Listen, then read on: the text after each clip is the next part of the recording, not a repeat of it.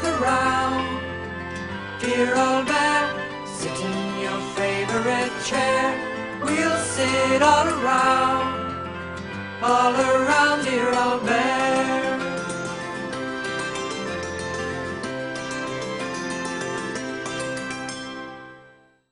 It had been many years since Duke worked with his two young friends, Stuart and Falcon.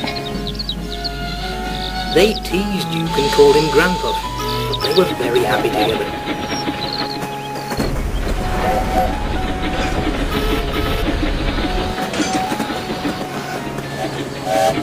Until the railway closed down, and Stuart and Falcon went away to the Thin Controller's railway. Duke was left alone in his shed. He wondered for a long time about his grace, but eventually he went to sleep, and everything around him changed. But Duke was never forgotten.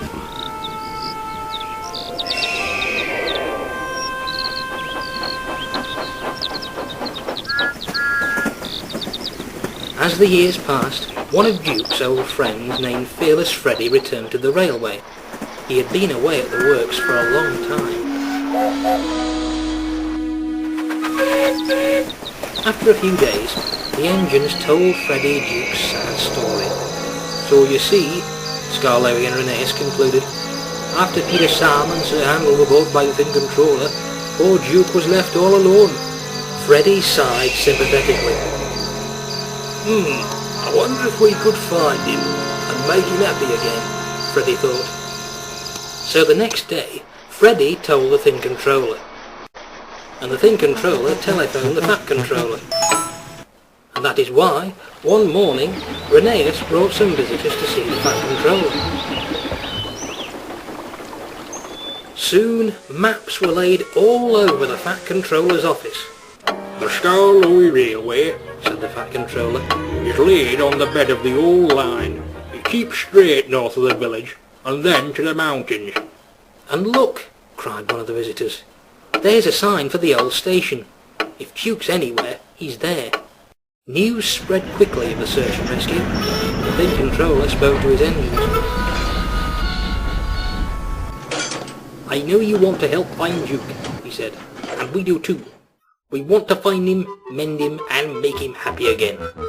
The visitors who came to see the Fat Controller want help too, but we won't search if you're naughty. The engines promised to be as good as gold. So the visitors boarded Scarlowy's train and their journey began. The days went by and the search grew harder, but the rescuers just wouldn't give up. Let's go this way, they would say each day.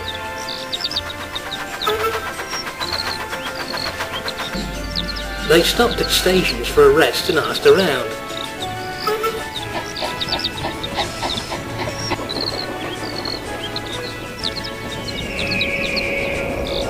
After crossing the viaduct, they arrived at the mountains near the old station. Duke's here somewhere, they said. The visitors spent days scrambling over hills and struggling over ditches. At last, their search ended. The group leader found him in the end. Standing on a hillock, he crashed through a hole and landed, legs astride, on Duke's saddle tank. Oh dear! Well, Sleeping Beauty himself, he shouted. The rest of the group peered through the hole above, and then clambered in. Excuse me, enquired Duke. Are you a vandal? Driver told me vandals break and smash things. The rescue leader ruefully felt his bruises. Bless you, no, he laughed. I'm quite respectable. I dropped in because I couldn't find your door. Then he and the other rescuers told Duke about Falcon and Stuart. So they did remember, said Duke softly. Does his grace know about me? Well, that's a long story, replied the rescuers. But an old friend by the name of Fearless Freddy certainly knew he'd be here. Fearless Freddy, smiled Duke. I'll be glad to see him again, and his grace. When the tow truck arrived next morning to take him away, Duke was the cleanest of anyone in the shed. Though Duke protested at first about going by road, he soon gave in. Ah, at least they still remember me, he thought happily, as he was towed away. Scar, Loey and Renes pulled the rescuers on the last stage of their journey to Duke's new home. But still, no one told Duke the truth about his grace.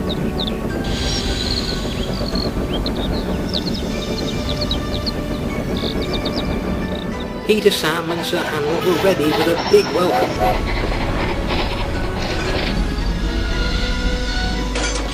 "He's here," they whispered. "Shh, shh. Oh, you woke me up," grumbled Duke. "In my young days engines were..." "Seen and not heard," called a voice. "I'll never forget those words." "You remember Fearless Freddy, don't you, Grandpuff?" asked Peter Sam. "I do indeed," smiled Duke. "And I remember two idle good-for-nothings called Falcon and Stuart also."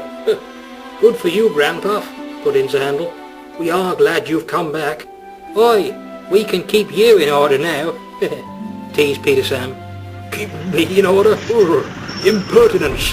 Be off!" The pair had shuffled away, well content. "Impudent scallywags," murmured Duke. "We were like that with our elders," chuckled Freddy. "I suppose we were, old friend," replied Duke. "I suppose we were." And for the first time in years, his old eyes twinkled, and he smiled as he dozed in the sun. Duke loves his new home. Nowadays, he always takes the picnic train whenever he can, and gives advice to the younger Indians. He did find out about his Grace's tragic death in the war. Whilst he felt sad, he knew the Duke of Sodor had gone to a better place. But like Sir Handel and Peter Sam before him, he never forgot about his Grace, and often talked about him, though this time no one ever got tired of hearing.